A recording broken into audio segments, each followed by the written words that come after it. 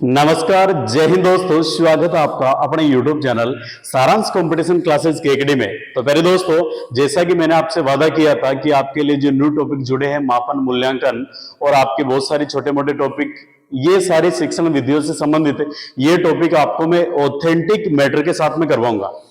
और पहले दोस्तों, मैं आपसे वादा करता हूं कि यदि कहीं पे भी आपके एनईपी 2020 पूछा जाएगा या प्रश्न आएंगे, चाहे आपका फर्स्ट ग्रेड हो, सेकंड ग्रेड हो, चाहे थर्ड ग्रेड हो, चाहे एजुकेशन डिपार्टमेंट का आपका कोई सा भी एग्जाम हो, जिसके अंदर पहले दोस्तों आपको एनईपी 2020 यानी राष्ट्रीय शिक्षा नीति 2020 पूछी जाएगी, मैं गारंटी दे सकता हूं कि आपका क्वेश्चन बाहर नहीं जाएगा। इसके अलावा प्यारे मित्रों, आपके एनईपी 2020 रीट मेंस के अंदर भी आपके प्रश्न यहां से देखने को आपको मिलेंगे। तो प्री के अंदर हाल ही में आपका नया टॉपिक जोड़ा है, तो प्रश्न आने की प्रबल संभावना है, और मेंस के अंदर तो आपके वैसा इधर से पूरा मामला सेट होना ही है। तो पहले दोस्तों चलिए बात करते हैं, बिना समय को गवाया करें, क्योंकि समय बहुत लिमिटेड है, और उसी आपके समय की महत्वता को देखते हुए मैं इस मैटर को पहले दोस्तों आपके एक पीडीएफ के कंटेंट के रूप में लेके आया हूं, ताकि अपन कम समय के अंदर आपके ऑथेंटिक आपके मैटर तैयार कर सके। और पहले दोस्तों, यदि आपको ये पीडीएफ प्राप्त करनी है तो आप सारांश कंपटीशन क्लासेस के एकेडमी के टेलीग्राम चैनल को ज्वाइन कर लीजिएगा, ताकि वहां पे आपको इसकी पीडीएफ मिल जाएगी। तो चलिए दोस्तों, बात करते हैं कि अपना जो राष्ट्रीय शिक्षा नीति 2020 है, इसकी विशेष बात क्या है और ये अपने राजस्थान के परिप्रेक्ष्य के अंदर क्या है। एनईपी 2020 है, ये एनईपी प्यारे मित्रों आपके क्या है कि नई शिक्षा नीति है, जो आपके 21वीं सदी की प्रथम शिक्षा नीति है।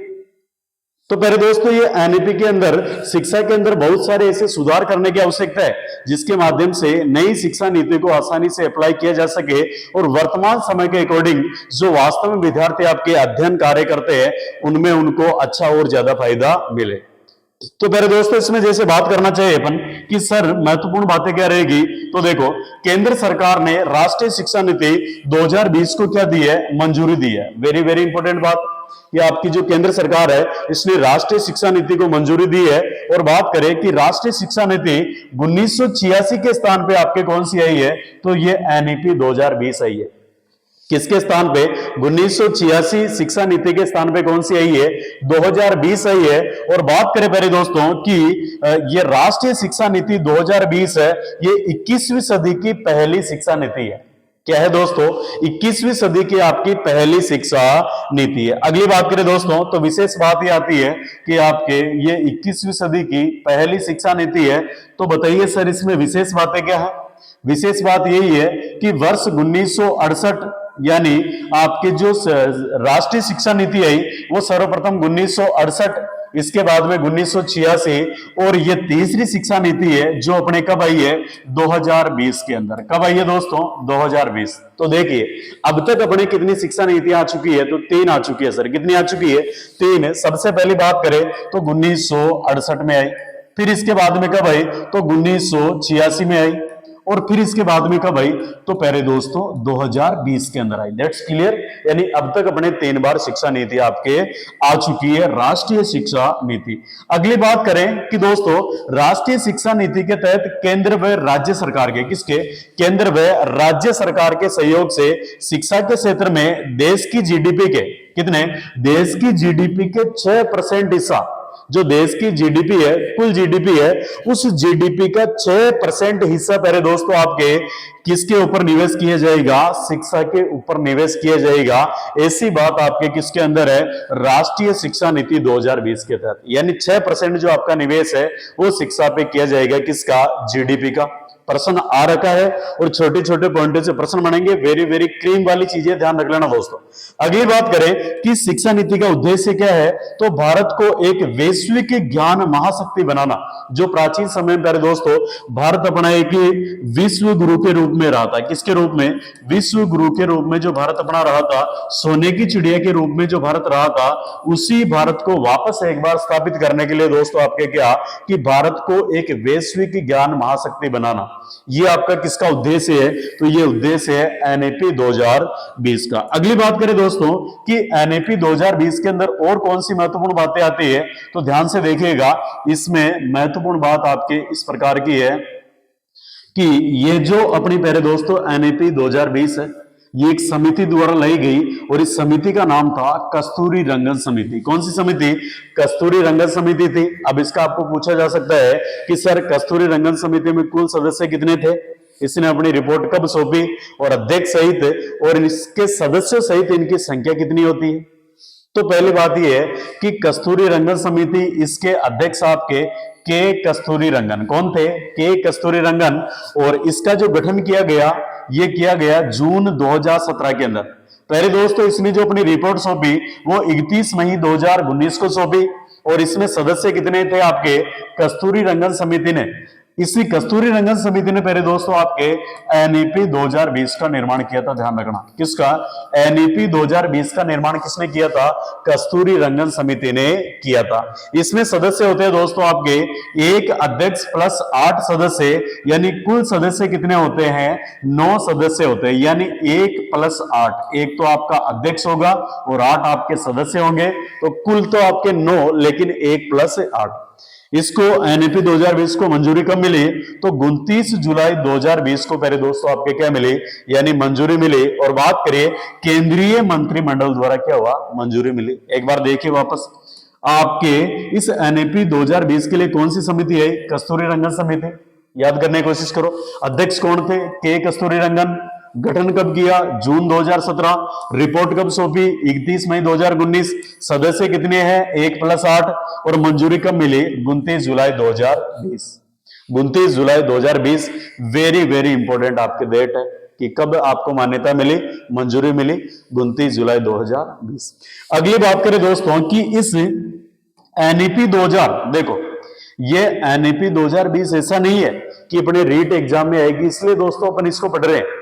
पहले दोस्तों आपके दैनिक जीवन में हर जगह काम में आएगी, क्योंकि आप जैसे ही टीचर बनोगे तो आपको पता होना चाहिए कि शिक्षक के इस एनईपी 2020 के तहत बच्चों के क्या अधिकार है, शिक्षक के लिए क्या परिवर्तन है, बच्चों के लिए क्या परिवर्तन है। बहुत सारे ऐसे परिवर्तन है जो वास्तव में विद्यार्थियों को सबको समझना चाहिए समय के अकॉर्डिंग। और एनईपी 2020 का मतलब है कि अपने देश का भविष्य, क्या अपने देश का भविष्य रहने वाला है शिक्षा के माध्यम से। तो मैं ये चाहता हूं दोस्तों कि सभी जितने भी आम नागरिक चाहे कोई भी देखे, सबके लिए एनईपी 2020 ये इंपॉर्टेंट है। अब बात करें दोस्तों कि अपना जो शिक्षा मंत्रालय, कौन सा? शिक्षा मंत्रालय, इसके साथ क्या मामला हुआ? तो इसका नाम दोस्तों आपके मानव संसाधन विकास मंत्रालय का नाम बदलकर अब वर्तमान में क्या कर दिया गया? एनईपी 2020 में शिक्षा मंत्रालय कर दिया गया। ध्यान रखना दोस्तों, सबसे पहले बात करें अपन तो इस शिक्षा मंत्रालय का नाम पहले शिक्षा मंत्रालय था फर्स्ट नंबर पे, फिर सेकंड नंबर पे इसका नाम चेंज करके क्या किया गया? मानव संसाधन विकास मंत्रालय किया गया। फिर 2020 वाली एनईपी में वापस इसका नाम क्या किया गया? शिक्षा मंत्रालय। यानी 3 बार आपके नाम चेंज हो चुका। कितनी बार? 3 बार। तो पहले दोस्तों बात करें कि मानव संसाधन विकास मंत्रालय का नाम बदलकर शिक्षा मंत्रालय। अब देखो इधर 1985 से पहले मंत्रालय क्या बोला जाता था? तो ये बोला जाता था शिक्षा मंत्रालय। यानी 1985 से पहले ये जो मानव संसाधन विकास मंत्रालय है इसको किस नाम से जानते थे? शिक्षा मंत्रालय के नाम से जानते थे, जिसे 1985 में नाम बदलकर मानव संसाधन विकास मंत्रालय कर दिया गया। और पहले दोस्तों वर्तमान में वापस इसका नाम क्या कर दिया गया? वर्तमान में वापस इसका नाम कर दिया गया शिक्षा मंत्रालय।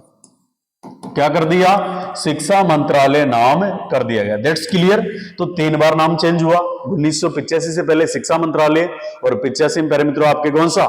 यानी मानव आपके कौन सा? मानव संसाधन विकास मंत्रालय और वापस आपका बदल के शिक्षा मंत्रालय। 3 बार। अगली विशेष बात करें कि राष्ट्रीय शिक्षा नीति 2020 के उद्देश्य क्या क्या है? इस राष्ट्रीय शिक्षा नीति 2020 के सर उद्देश्य क्या क्या है? तो बिल्कुल सभी व्यक्तियों को इसके बारे में जानकारी होनी चाहिए।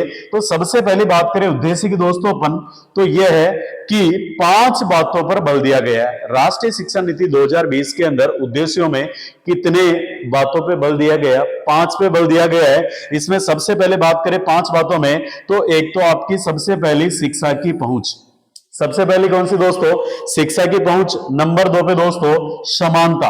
नंबर 2 पे कौन सी? समानता। नंबर 3 पे दोस्तों गुणवत्ता। और नंबर 4 पे वहनीय। और नंबर 5 पे उत्तरदायित्व। एक बार देखो मेरे साथ, सबसे पहली कौन सी है, शिक्षा की पहुंच। वेरी वेरी प्रश्न यहीं से बनेंगे, ध्यान रखना। शिक्षा की पहुंच सबसे पहला उद्देश्य। दूसरा उद्देश्य दोस्तों कौन सा, समानता। दूसरा कौन सा, समानता। और तीसरा उद्देश्य कौन सा दोस्तों, आपके गुणवत्ता। कौन सा, गुणवत्ता, यानी क्वालिटी होनी चाहिए जो भी टीचर आपके पढ़ाए ना बच्चों को उसके अंदर। और चौथा आपके वहनीय। कौन सा, वहनीय। और वहनीय के बाद में जो पांचवा उद्देश्य है वो है दोस्तों आपका कौन सा, उत्तरदायित्व। कौन सा, उत्तरदायित्व। यानी शिक्षक का उत्तरदायित्व होगा कि वो विद्यार्थियों को उनका सिलेबस सही समय पे करवाए और गुणवत्तापूर्ण तरीके से, और शिक्षा की पहुंच समानता के आधार पे, वहनीयता के आधार पे बच्चों का पाठ्यक्रम पूरा करवाई जाए। तो कुछ बातें अपन यहां तक की है, ध्यान से देखिएगा। एनईपी 2020 है दोस्तों, कौन सी, एनईपी 2020 है। इसके कितने उद्देश्य आपके सामने, तो 5 उद्देश्य हैं, और ये 5 उद्देश्य आपके सामने। आगे बात करें दोस्तों, पहले दोस्तों एनईपी में अगली महत्वपूर्ण बात बताई गई है, और वो कौन सी है कि भाषाई बाध्यताओं को दूर करके दिव्यांग छात्रों के लिए शिक्षा को सुगम बनाने आदि के लिए तकनीकों के प्रयोग को बढ़ावा देना। यानी इस एनईपी के अंदर जो दिव्यांग छात्र है इनके लिए तकनीकों को बढ़ावा देना मुख्य उद्देश्य रहेगा। इसके अलावा स्कूली शिक्षा के अंदर क्या सुधार किया गया है, तो देखिए पहले दोस्तों, जो अपनी स्कूली शिक्षा है, कौन सी, जो 12वीं तक अपने स्कूली शिक्षा होती है उसमें क्या सुधार किया, तो ध्यान से देखिए दोस्तों। इसमें सुधार किया गया है कि जो विद्यार्थी अपने 12वीं तक स्कूलों में पढ़ते हैं इनकी शिक्षा में नई शिक्षा नीति में वर्तमान में सक्रिय जो 10+2 के शैक्षिक मॉडल के स्थान पर शैक्षिक पाठ्यक्रम 5+3+3+3+4 का फॉर्मूला अपनाया गया है। किसका दोस्तों, 12वीं तक जो आपके यानी उच्च माध्यमिक तक जो अपने नया फॉर्मूला अपनाया गया एनईपी के अंदर, वो कौन सा फॉर्मूला दोस्तों, आपके 5+3+3+4। ये आपके 12वीं तक का फॉर्मूला है। सर इसके अंदर क्या प्रोसेस रहेगी, तो पहले दोस्तों नए फॉर्मेट के अंदर सबसे पहले आपके 5 स्टेप, कितने, 5 जो स्टेप है इसमें 2 चरण है। तो चरण आपका प्रथम कौन सा, फाउंडेशन स्टेज। कौन सा, फाउंडेशन स्टेज आपका रहेगा दोस्तों, इसमें 3 से लेकर 6 वर्ष के बालकों को शामिल किया जाएगा। इसके अलावा जो इसमें कक्षा का स्तर रहेगा वो रहेगा आंगनबाड़ी स्तर। यानी अब जो बच्चे आपके 6 वर्ष की उम्र में पढ़ने जाते हैं स्कूल के अंदर, वो बच्चे पहले दोस्तों 3 से 6 वर्ष के बच्चे अब आंगनबाड़ी में पढ़ने जाएंगे, और उनके लिए एक नई मैडमों के लिए एक नई भर्ती भी आएगी, उसके बारे में भी जिक्र करेंगे। इसी 5 स्तर के अंदर दोस्तों आपके एक और फाउंडेशन स्टेज होगा। इसके अंदर 6 वर्ष से लेकर 8 वर्ष तक के बच्चे शामिल किए जाएंगे, और ये आपके नर्सरी क्लास कहलाएगी या प्री प्राइमरी कहलाएगी। ये जो 6 से 8 वर्ष तक के बच्चे हैं दोस्तों फाउंडेशन स्टेज के अंदर, ये आपके नर्सरी या प्री प्राइमरी आपके क्लास के अंदर कक्षा स्तर में माने जाएंगे। अगली बात करें कि सर ये 3 का अगला क्या फंडा है, तो इसमें आएगा आपका प्राथमिक शिक्षा। कौन सी शिक्षा आएगी, प्राथमिक शिक्षा, और ये 8 वर्ष से लेकर 11 वर्ष तक रहेगी। यानी 3 के अंदर प्राथमिक शिक्षा और 8 वर्ष से लेकर 11 वर्ष तक रहेगी, और इसमें चलेगी आपकी कक्षा 3 से 5, कक्षा 3 से 5। अगला आएगा पर मित्रों आपके वापस 3 स्टेज वाला, और इसमें मध्यम स्तर आएगा, और इसमें 11 से लेकर 14 वर्ष तक के, और कक्षा 6 से लेकर 8 तक का मामला इसमें रहने वाला। अगला 4 जो आपके स्तर आ रहा है इसमें अंतिम स्तर रहेगा, और इसमें 14 से लेकर 18 वर्ष तक के बच्चे शामिल रहेंगे, और कक्षा 9 से लेकर 12 तक का पहले दोस्तों आपके मामला रहेगा। तो ये आपका पूरा फॉर्मेट होगा किसका, यानी 5+3+3+4, ये एनईपी 2020 के अंदर 12वीं तक का नया फॉर्मेट है। अगली बात करें दोस्तों,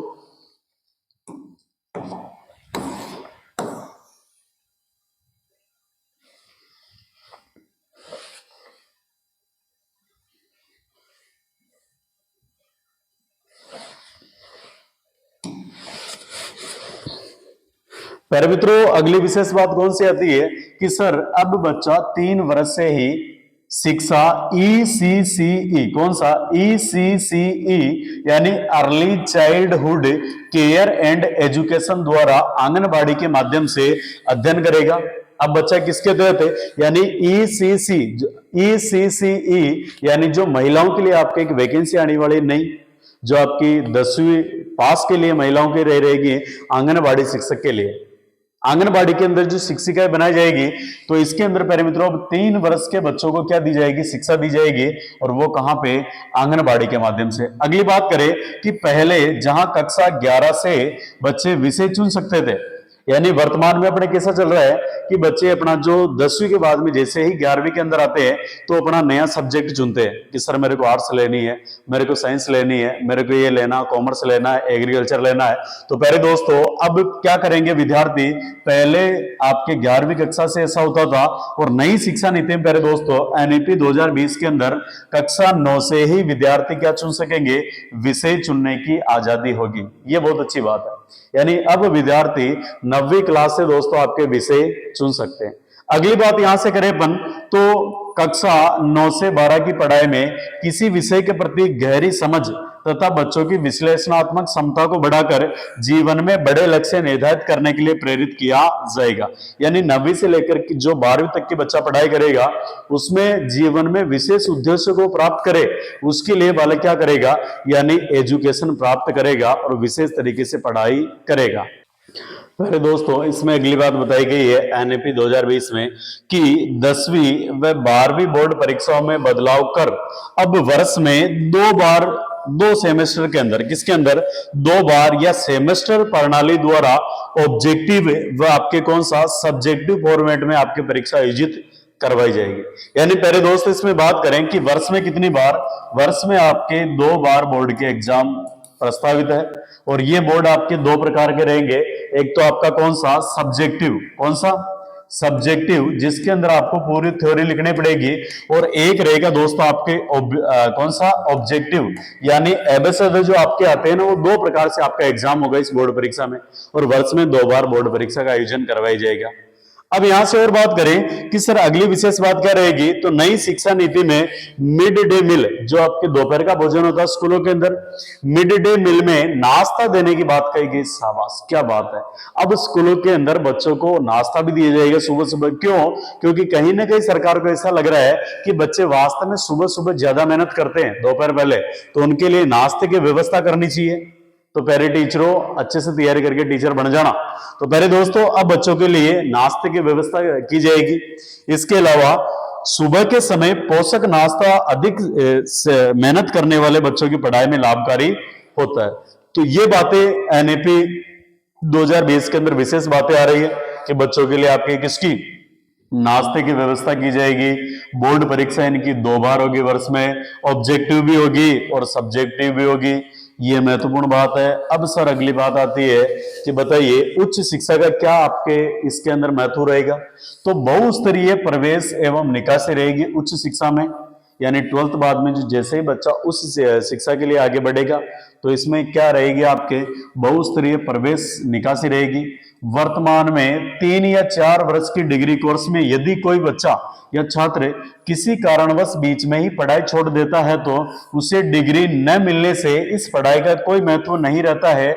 लेकिन अब इसमें परिवर्तन किया गया है, और 1 वर्ष की पढ़ाई करने पे, पहले दोस्तों वर्तमान में आपके इस प्रकार की पढ़ाई है कि जो बच्चा पढ़ाई करता है, तो उस पढ़ाई के अंदर यदि वो बच्चा आपके 1 साल या 2 साल पढ़ के 4 साल की उसकी डिग्री होती है, बीए होती है, जो भी होती है आपके बीएससी होती है, इसके तहत यदि बच्चा बीच में क्लोज कर देता है या बीच में पढ़ने नहीं जाता है, 1 साल की 1 साल गैप दे दिया, 2 साल गया फिर करी नहीं, तो फिर उसके वो डिग्री कोई कोर्स कोई काम में नहीं आता। अब एनईपी 2020 में आपके नया प्रावधान किया गया है, और वो कौन सा कि 1 वर्ष की पढ़ाई करने पर विद्यार्थी को सर्टिफिकेट दिया जाएगा। क्या दिया जाएगा? सर्टिफिकेट दिया जाएगा। 2 वर्ष की पढ़ाई करने पर विद्यार्थी को डिप्लोमा दिया जाएगा। क्या दोस्तों? डिप्लोमा दिया जाएगा। और 3 या 4 वर्ष की पढ़ाई पर विद्यार्थी को डिग्री दी जाएगी। क्लियर बात है? तो देखिए इधर दोस्तों आपके 1 वर्ष की पढ़ाई पे कितनी, 1 वर्ष की जो पढ़ाई है इस पे आपको क्या दी जाएगा? सर्टिफिकेट दिया जाएगा। कौन सा? सर्टिफिकेट। और 2 वर्ष की पढ़ाई पे प्यारे मित्रों आपके डिप्लोमा दिया जाएगा। कौन सा? डिप्लोमा। और 3 वर्ष की पढ़ाई पे आपको डिग्री दी जाएगी। तो अब आपका कोई सा भी साल वेस्ट नहीं होगा। 1 साल पढ़ोगे सर्टिफिकेट, 2 डिप्लोमा, 3 डिग्री। अब अगली विशेष क्या बात है? अब सर गुरुजी दिक्कत आपने एन किया हुआ है कि आपने जो बाहर मार्कशीट चाल रही कागज का टुकड़ा बना देवा, और एक कागज का टुकड़ा 15-20 साल में कड़कड़ी गमजिया और गलती वाहन चालक जैन की बढ़ती आ जाए तो पाची मार्कशीट ला देगा ना तो फॉर्म ही किसी अनबर है, वो वाली दिक्कत है। तो पहले दोस्तों एनएपी 2020 के अंदर विशेष प्रावधान किया गया है कि एकेडमिक बैंक ऑफ क्रेडिट यानी उच्च शिक्षा संस्थानों से प्राप्त अंकों को या क्रेडिट को डिजिटल रूप में सुरक्षित रखा जाएगा। यानी आपकी जो मार्कशीट होगी ना वो डिजिटल रूप में रखी जाएगी दोस्तों, डीजी मेकर के अंदर। किसके अंदर? डीजी मेकर के अंदर आपकी मार्कशीट रखी जाएगी ताकि आपको इसे हाथ में ले लेके फॉर्म भरवाओ तो घूमना नहीं पड़े। अगली बात करें कि अलग अलग संस्थानों में प्रदर्शन के आधार पर प्रमाण पत्र दिया जाएगा। और इसके अलावा जो छात्र हायर एजुकेशन में नहीं जाना चाहते उनके लिए ग्रेजुएशन डिग्री 3 वर्ष की है। यानी जो हायर एजुकेशन में नहीं जाना चाहते उनके लिए जो ग्रेजुएशन जैसे बीए वगैरह बीएससी करते हैं उनके लिए डिग्री कितने वर्ष की रहेगी? 3 वर्ष की। किंतु जो पीएचडी के अंदर जाना चाहते हैं, जो आपके पीएचडी करना चाहते हैं, शोध करना चाहते हैं, वो विद्यार्थी पहले दोस्तों आपके ग्रेजुएशन डिग्री अब कितने वर्ष की करेंगे? 4 वर्ष की करेंगे एनएपी 2020 में। यानी सामान्यतः तो आपके ग्रेजुएशन 3 वर्ष का होगा यदि आगे आप कुछ करना नहीं चाहते हो तो। यदि उसके आगे आप जैसे पीएचडी वगैरह करना चाहो दोस्तों तो उसके लिए फिर आपको 4 वर्ष की क्या करनी पड़ेगी? यानी डिग्री, ग्रेजुएशन डिग्री करनी पड़ेगी। अगला पोस्ट ग्रेजुएशन जिसके आप एमए वगैरह बोलते हो, तो एमए वगैरह जो आपके ये होता है दोस्तों पोस्ट ग्रेजुएशन, इस कोर्स में 1 साल बाद पढ़ाई छोड़ने का विकल्प रहता है। यानी 1 साल बाद आप पढ़ाई छोड़ने का विकल्प रहता है तथा 5 साल का संयुक्त ग्रेजुएशन मास्टर कोर्स लिया जाएगा। कौन सा? 5 साल का दोस्तों आपके संयुक्त ग्रेजुएट मास्टर कोर्स लिया जाएगा जिसके अंदर आपके सारी चीजें कंप्लीट रूप में आ जाएगी। ये बात थी। अब देखते हैं दोस्तों आपके एक नया एग्जाम और होगा। अब तक तो दिया आपने सीईटी। क्या दिया दोस्तों? अब तक तो आपने एग्जाम दिया दोस्तों सीईटी, और सीईटी के अंदर ही बच्चे काफी घबरा गए थे कि सर सीईटी में हमारा क्या होगा, पास हो गए कि नहीं होंगे। अब एक नया एग्जाम और आ गया, ये लो, ये एग्जाम आ गया सीएटी। कौन सा? सीएटी। सीएटी तो कॉमन एडमिशन टेस्ट। कौन सा दोस्तों? Common admission test. इसके तहत क्या होगा कि जो भी उच्च शिक्षण संस्थानों में 12th के बाद में बच्चे एडमिशन लेंगे कॉलेजों में, कॉलेजों के अंदर यदि बच्चे एडमिशन लेंगे पहले दोस्तों तो उनको सबसे पहले के एग्जाम देना पड़ेगा। उस एग्जाम का नाम आपके कौन सा? सीएटी। सीईटी अलग है, ये सीएटी है। पहले दोस्तों इसमें क्या होगा कि उच्च शिक्षा संस्थानों में प्रवेश के लिए कॉमन परीक्षा, कौन सी?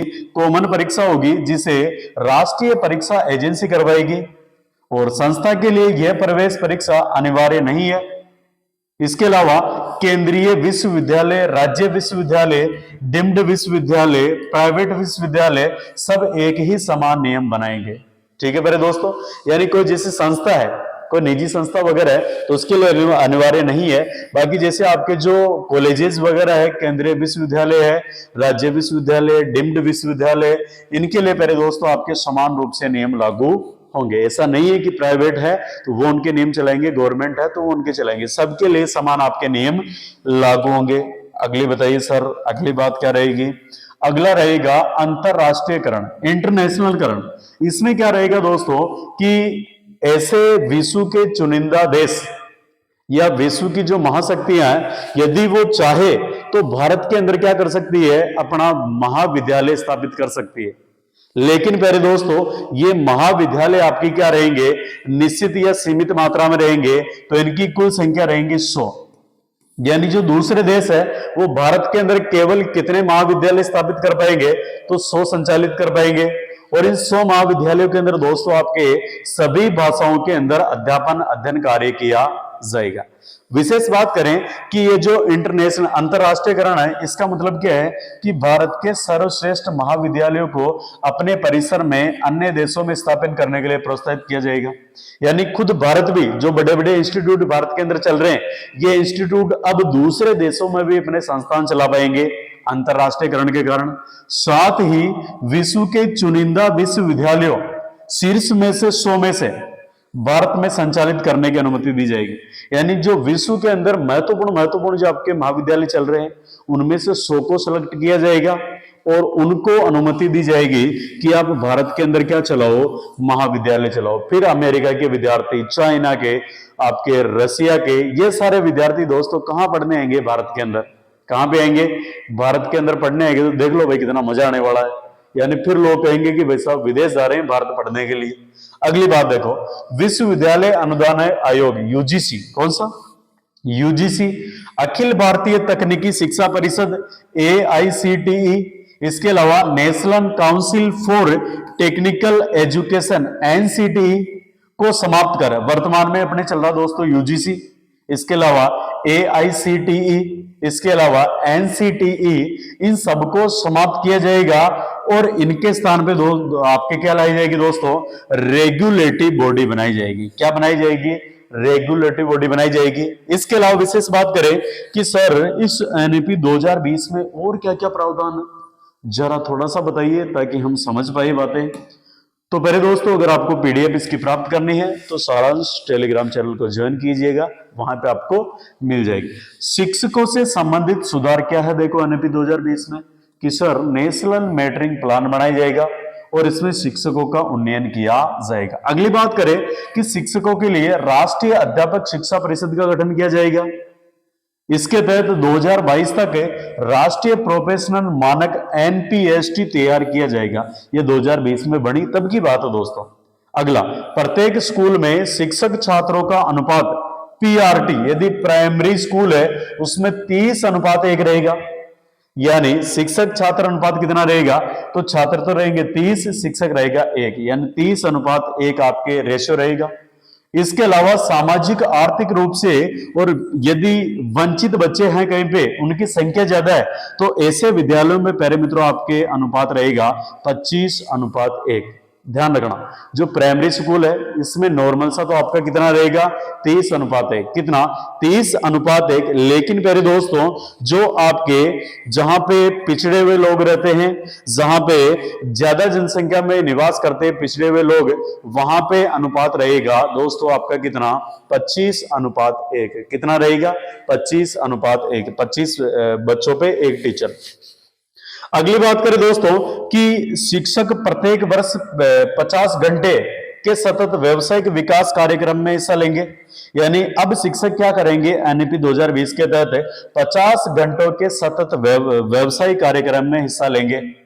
आरटी एक्ट के तहत दोस्तों आपके यानी 45 आवर है। कितने हैं? 45 आवर। लेकिन एनईपी 2020 के तहत 50 घंटों के तहत आपके व्यावसायिक विकास कार्यक्रम में हिस्सा लेंगे मार साहब। अगला देखिए, अगली विशेष बात है दोस्तों, और विशेष बात आपके इस प्रकार की है कि सर अगली विशेष बात अपने लिए क्या रहेगी?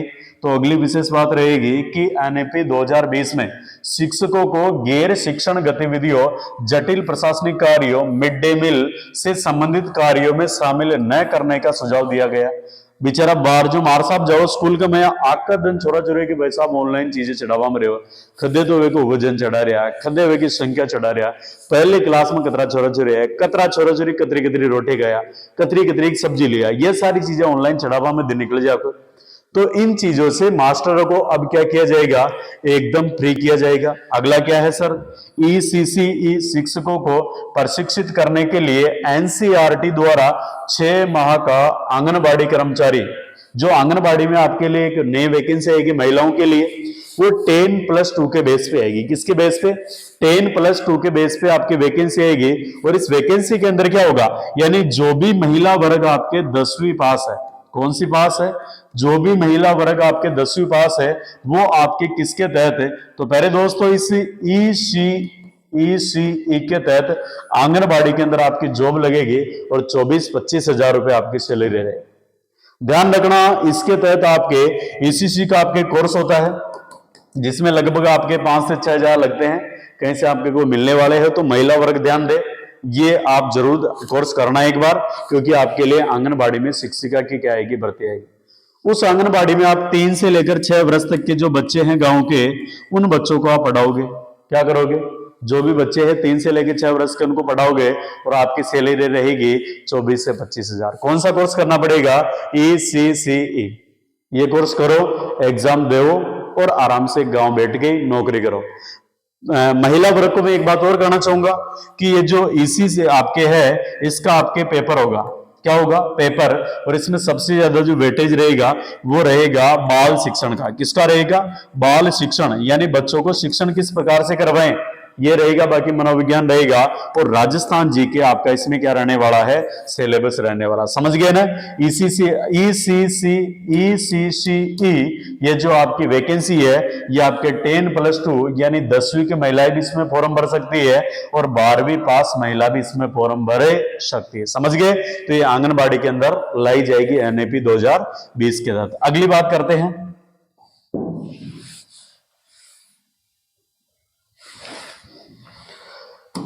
पेरिज्यूडो। अगली बात ये आती है कि सर, राष्ट्रीय अध्यापक शिक्षा परिषद द्वारा एनसीईआरटी के परामर्श के आधार पर अध्यापक शिक्षा हेतु राष्ट्रीय पाठ्यचर्या की रूपरेखा एनसीएफटीई 2021 का विकास किया जाएगा।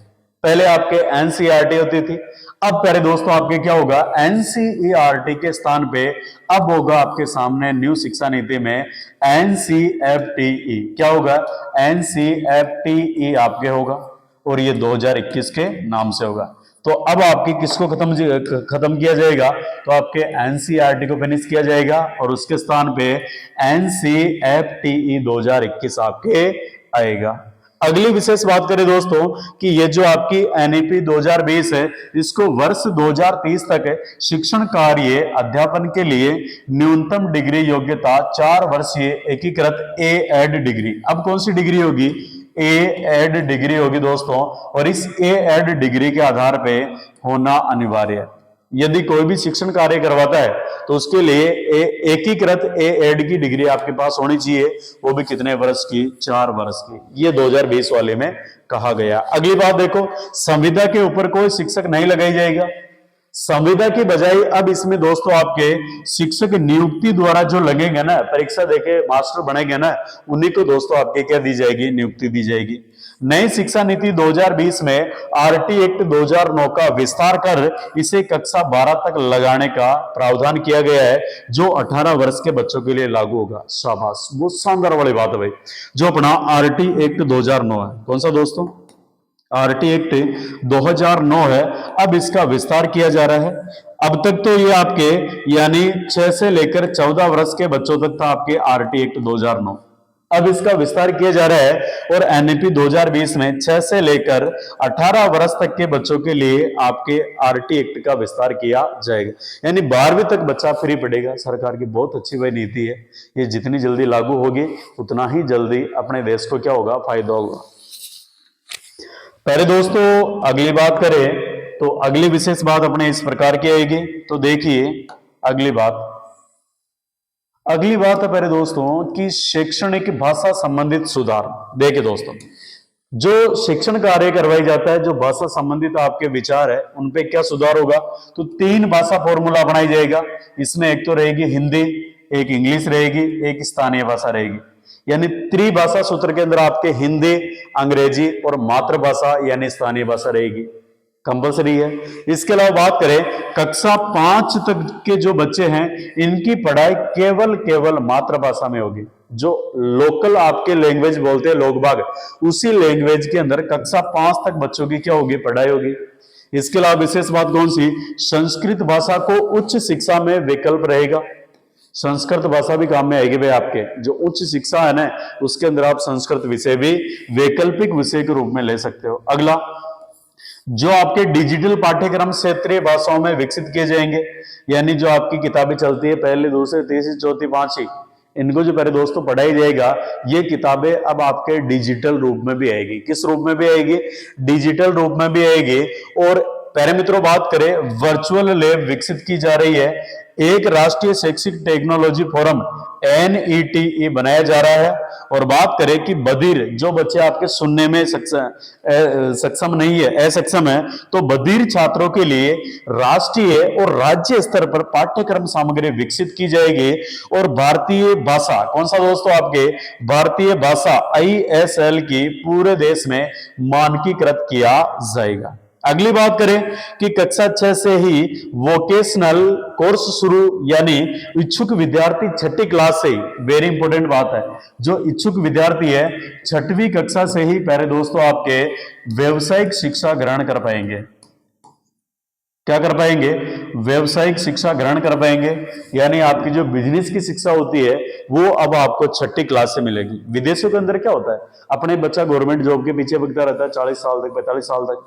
विदेशों के अंदर बच्चे का यदि इंटरेस्ट नहीं है तो शुरू से फोकस रखता हो किसके ऊपर? अपने व्यवसाय के ऊपर, कि मेरे को तो केवल क्या करना है? बिजनेस करना है। क्या करना है? बिजनेस करना। अगली बात देखें दोस्तों, आ जाइए आ जाइए आ जाइए, बहारो फूल बरसा। अच्छा, यहां तक देख लिया दोस्तों। तो अगली बात देखिए, कक्षा 6 की अपनी बात चल रही थी कि सर कक्षा 6 में वोकेशनल कोर्स शुरू किया जाएगा, इच्छुक छात्रों को इंटर्नशिप भी दी जाएगी।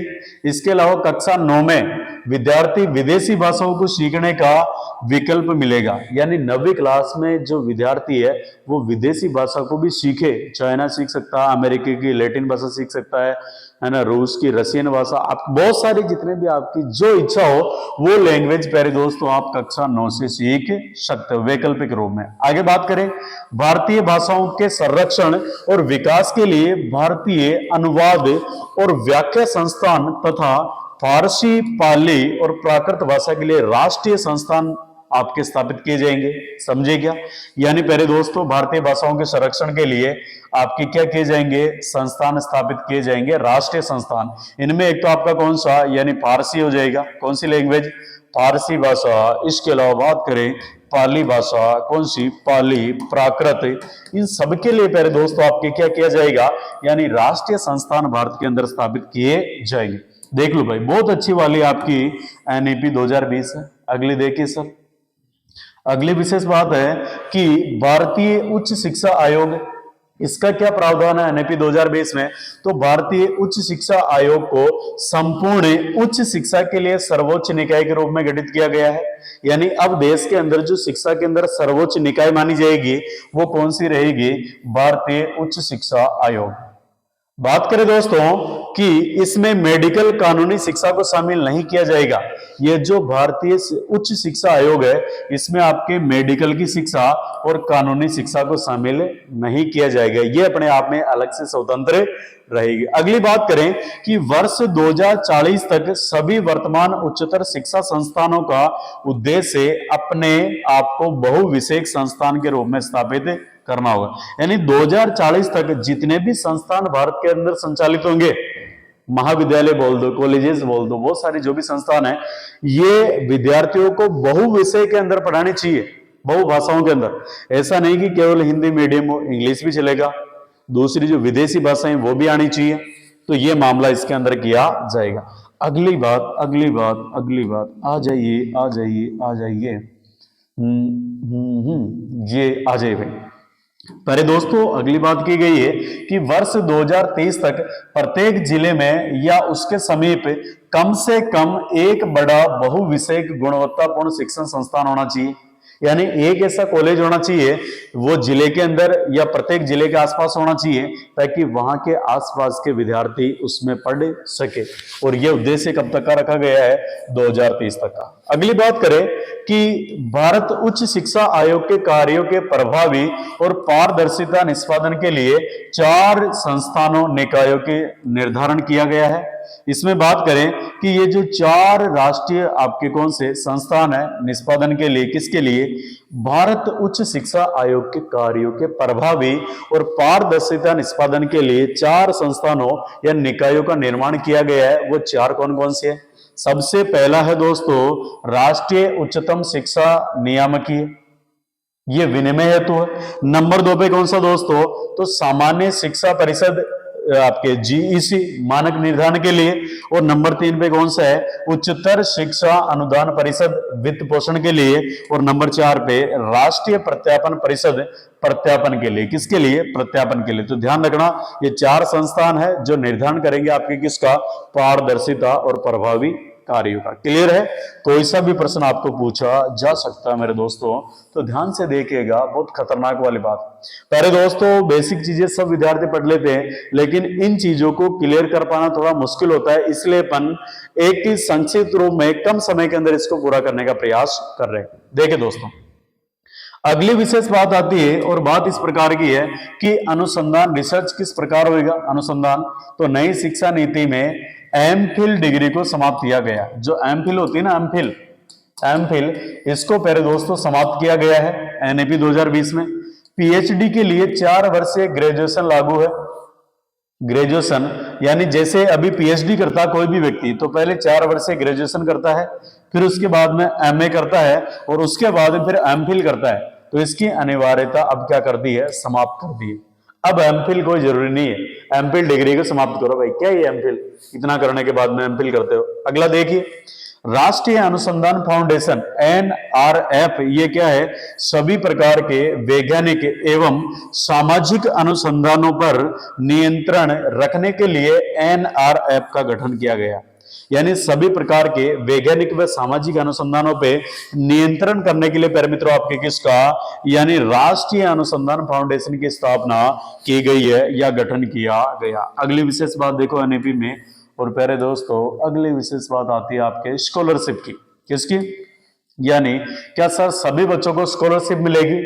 तो पहले दोस्तों देखिए, स्कॉलरशिप जो पोर्टल होगा आपके लिए, ये खुला विद्यालय योजना यानी स्कॉलरशिप पोर्टल व खुला विद्यालय योजना, यानी किन विद्यार्थियों को छात्रवृत्ति मिलेगी? तो देखिए, एससी, एसटी, ओबीसी के सामाजिक व आर्थिक रूप से पिछड़े छात्रों के लिए राष्ट्रीय स्तर पर स्कॉलरशिप पोर्टल का निर्माण किया जाएगा।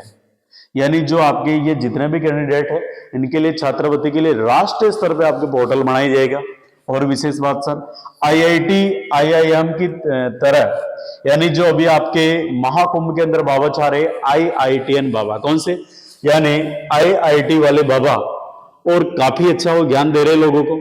पहले दोस्तों जब व्यक्ति सांसारिक जीवन से यानी उब चुका होता है या सांसारिक जीवन को इतना भोग चुका होता है कि उसके पास में फिर ऐसी कोई चीज बचती नहीं है कि उसका उपभोग करे वो, तो फिर व्यक्ति जाता है आध्यात्मिक की तरफ। किसकी तरफ? क्योंकि उसका मोह उठ जाता है किससे? संसार से। और जब आदमी को संसार मोह उठ जाए दोस्तों, तो फिर वो आपके अंदर के ज्ञान का क्या करता है, धीरे धीरे धीरे धीरे बाहर निकालना प्रारंभ करता है। और प्रत्येक चीज को जिसके बारे में भी वो सोचता है, वो सोचता है उसके बारे में निष्पक्ष रूप से। किस रूप से?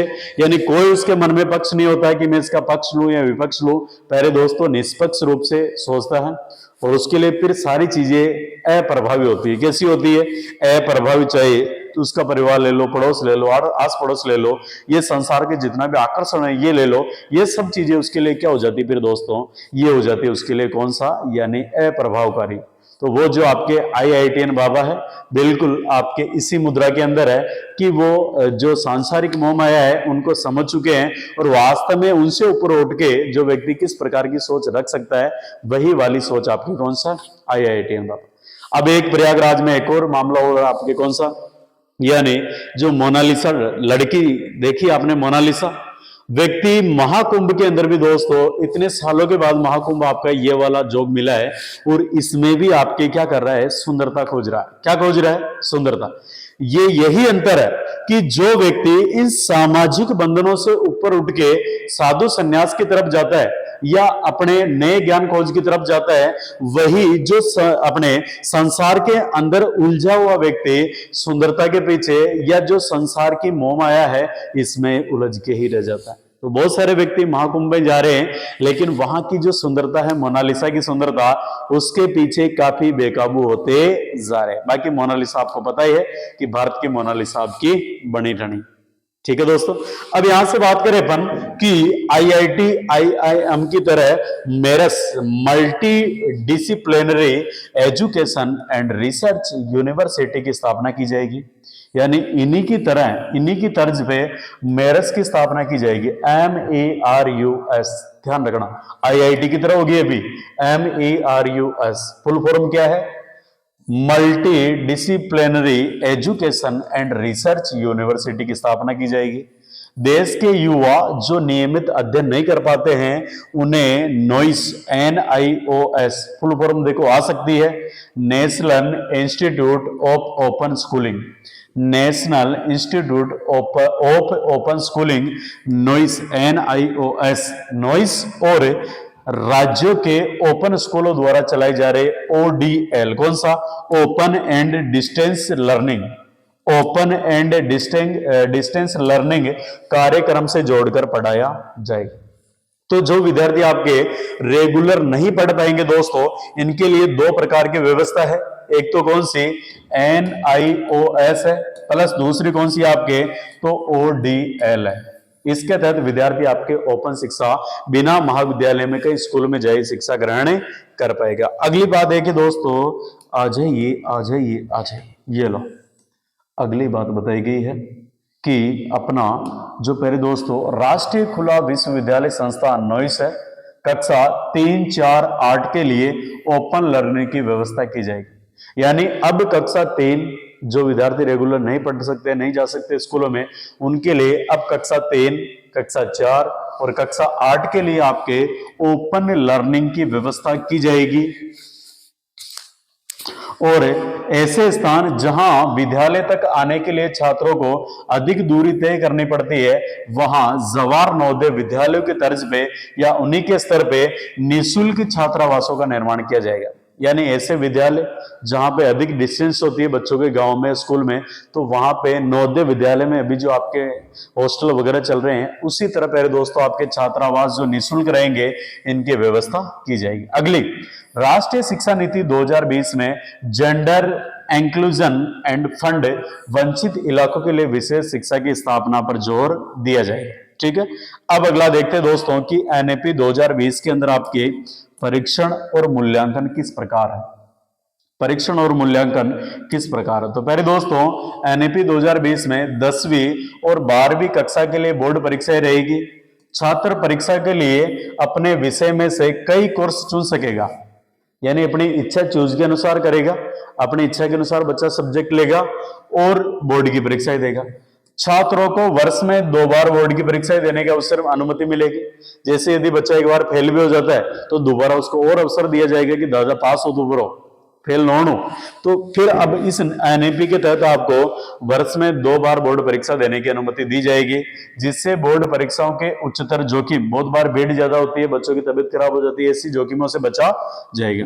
विश्वविद्यालय प्रवेश परीक्षा संपूर्ण देश में एक समान होगी और इसके लिए राष्ट्रीय परीक्षा एजेंसी का निर्माण किया जाएगा, जो वर्ष में 2 बार एग्जाम करवाएगा। यानी एडमिशन के लिए विश्वविद्यालयों में वर्ष में एग्जाम आपके CAT का कितनी बार होगा, ये CAT का एग्जाम आपके वर्ष में कितनी बार होगा, 2 बार होगा। कितनी बार, 2 बार। अगला देखिए दोस्तों, आ जाइए, ये आ गया वेरी इंपॉर्टेंट। अगला आएगा आपके सामने परख। क्या आएगा दोस्तों, परख।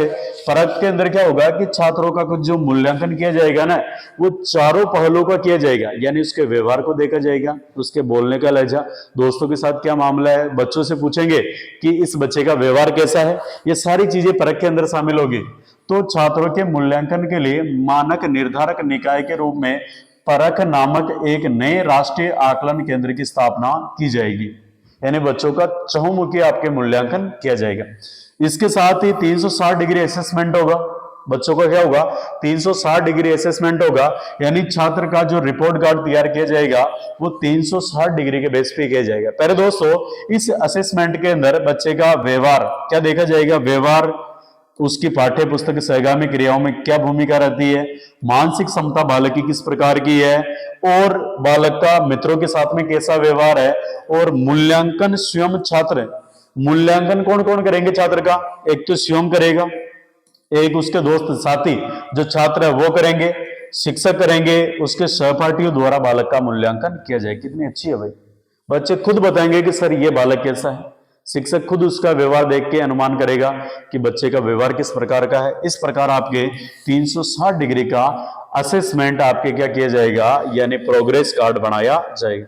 नई शिक्षा नीति 2020 की घोषणा के साथ ही मानव संसाधन विकास मंत्रालय का नाम बदल के क्या कर दिया गया, शिक्षा मंत्रालय कर दिया गया। पहली बार अपने बात देख ली थी। उद्देश्य क्या है दोस्तों, तो इसका उद्देश्य है कि 2030 तक स्कूली शिक्षा को 100% जीईआर के साथ साथ पूर्व विद्यालय से माध्यमिक स्तर तक शिक्षा के सार्वभौमिकरण का लक्ष्य रखा गया है। यानी 100% बच्चों को शिक्षा की प्राप्ति होनी चाहिए 2030 तक। कब तक? 2030 तक। अगली बात देखिए दोस्तों, ये लो भाई, वेरी वेरी इंपॉर्टेंट बात है।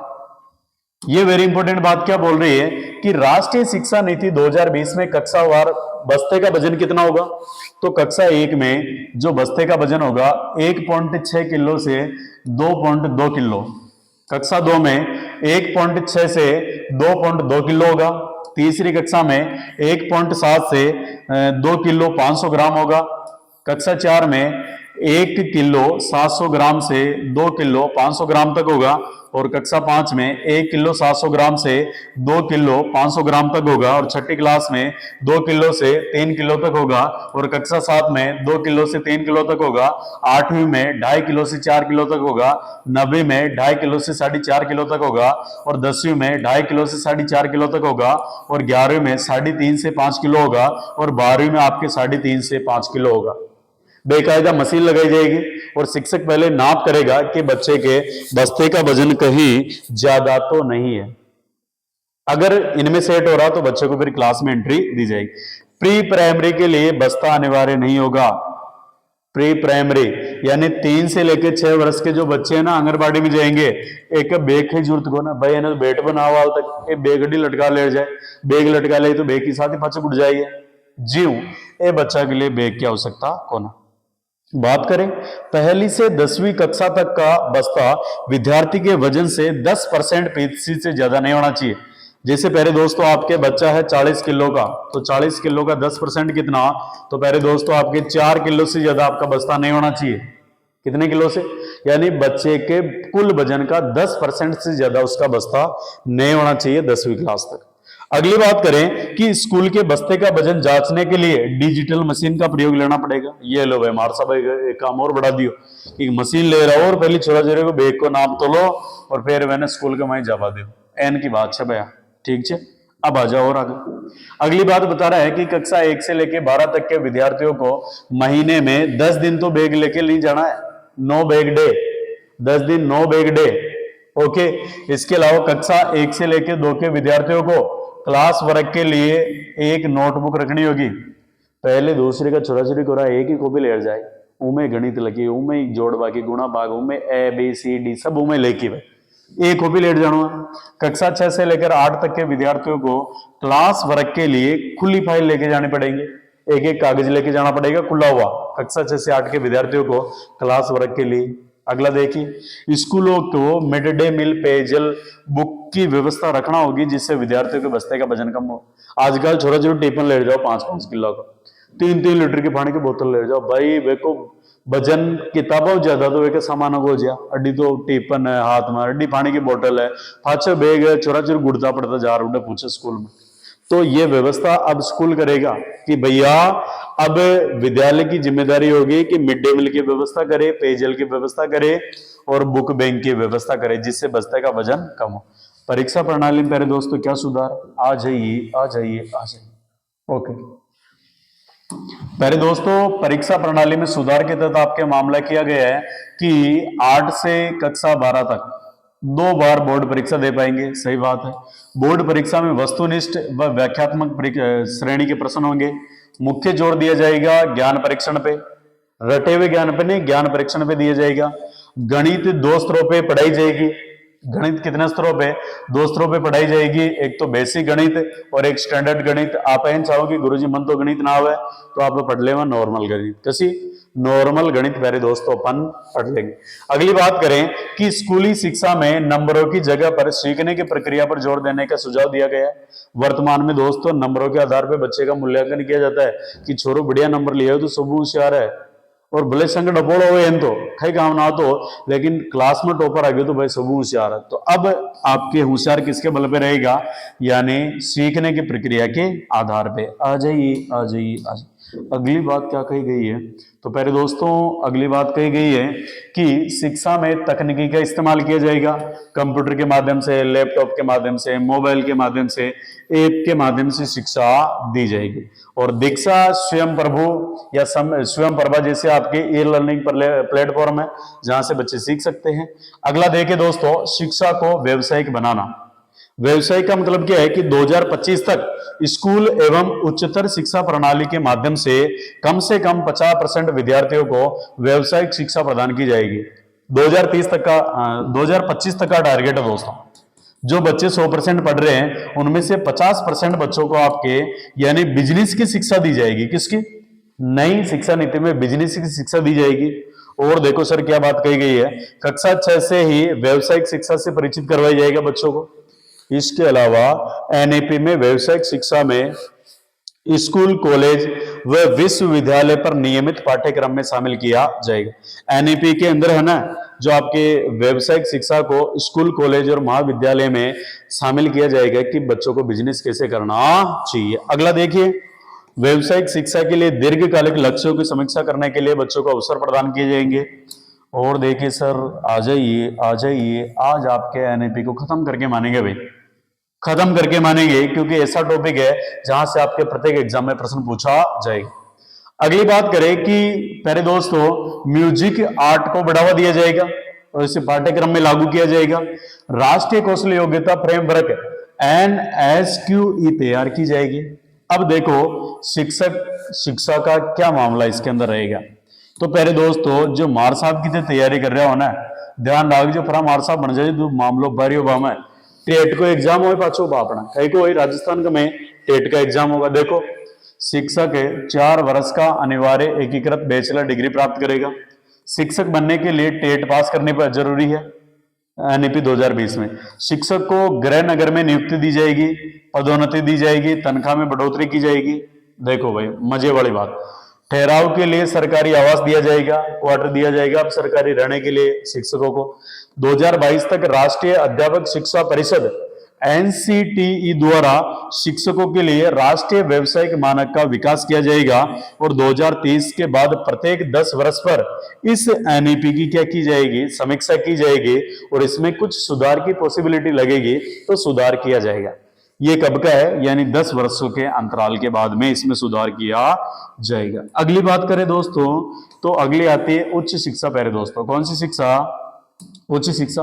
सर इसमें बताया गया है कि 2030 तक सकल दाखिला अनुपात में मौजूदा 26% से बढ़ाकर 50% करना, यानी 2030 तक जो आपके सकल दाखिला अनुपात में मौजूदा 26% से बढ़ा के आपके कितना करना है, तो 50% करना है, यानी एडमिशन का दाखिला आपके बढ़ाना है उच्च शिक्षा में। देश के हर जिले से एक गुणवत्तापूर्ण विश्वविद्यालय खोलना चाहिए। देश में प्रत्येक जिले में गुणवत्तापूर्ण विश्वविद्यालय होगा।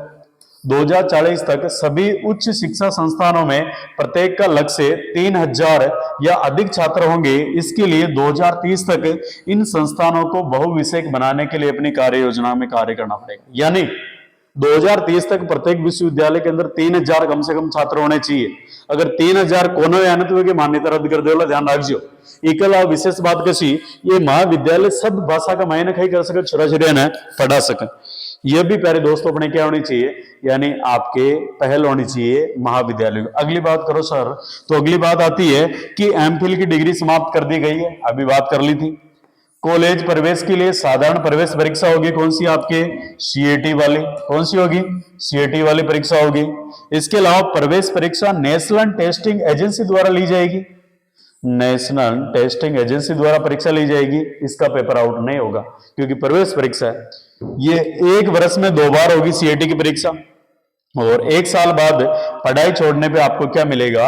सर्टिफिकेट मिलेगा दोस्तों। क्या मिलेगा? 1 साल बाद पढ़ाई छोड़ने पे आपको सर्टिफिकेट मिलेगा। और 2 साल बाद पढ़ाई छोड़ने पे आपको डिप्लोमा मिलेगा। और 3 या 4 साल बाद पढ़ाई छोड़ने पे डिग्री मिलेगी। और कॉलेज स्तर पर 4 विषय 4 साल, 4 विषय 4 साल, 4 विषय 4 साल। ये क्या फॉर्मूला है? तो देखिए, पहला साल पूर्ण होने पे प्यारे मित्रों आपको सर्टिफिकेट दिया जाएगा।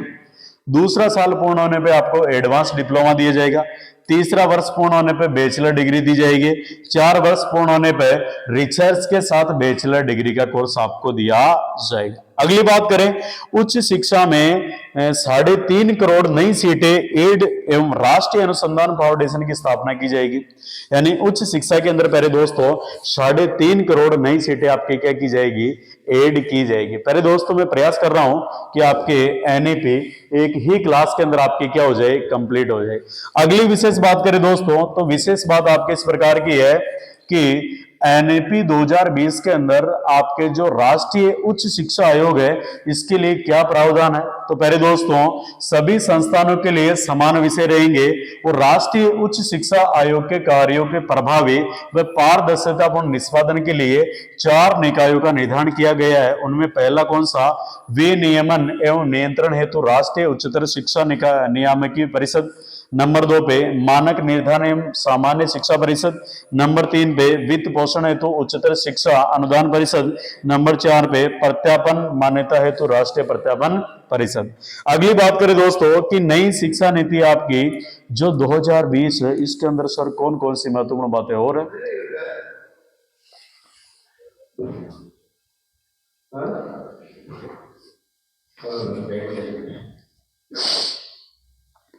पहले दोस्तों अगली बात करें इसके अंदर अपन, तो नई शिक्षा नीति 2020, तो राजस्थान के इसमें क्या प्रयास है। देखो राजस्थान में प्राथमिक एवं पूर्व प्राथमिक कक्षाओं के लिए मातृभाषा में शिक्षा होनी चाहिए, पहला प्रयास। दूसरा क्या है कि RSCERT उदयपुर, RSCERT ध्यान से देखना दोस्तों, RSCERT उदयपुर मातृभाषा में बच्चों के लिए कोर्स तैयार करेगा। राजस्थान में प्रारंभिक बाल्यावस्था देखरेख एवं शिक्षा के लिए लगभग 4000 आंगनबाड़ी केंद्रों के समन्वय विद्यालयों में किया जाएगा। यानी विद्यालयों के अंदर आपके 4000 आंगनबाड़ियों का निर्माण किया जाएगा और पहले दोस्तों 1033 बाल वाटिकाओं का प्रारंभ किया जाएगा। That's clear. तो यह महत्वपूर्ण बात दोस्तों। तो इस प्रकार अपन ने देखा कि आपके एनईपी 2020 में कौन कौन से महत्वपूर्ण प्रावधान थे। और पहले दोस्तों एक बार मैंने आपको जो क्रीम चीज है, जो वास्तव में इसकी गहन बातें हैं, वो मैंने आपको बताने का प्रयास किया है। बाकी एनईपी के अंदर यदि आपका प्रश्न बनता है तो ये जो कंटेंट अभी अपन ने देखा इससे बाहर आपका प्रश्न नहीं जाएगा, मेरी गारंटी है। तो अगर पहले दोस्तों इसकी आपको पीडीएफ प्राप्त करनी है तो आ जाइए कहां पे, सारांश टेलीग्राम चैनल पे दोस्तों। किस पे, सारांश टेलीग्राम चैनल पे आ जाइए और वहां पे आपको मिल जाएगी इसकी पीडीएफ। तो दोस्तों कमेंट करके बताइए कि क्लास आपको कैसी लगी। क्या इसी प्रकार आपको एक एक पूरे पीडीएफ या नोट्स के माध्यम से चैप्टर पूरे करवाई जानी चाहिए क्या, एक बार कमेंट कीजिएगा। इसी के साथ वाणी को विराम देता हूं। धन्यवाद दोस्तों।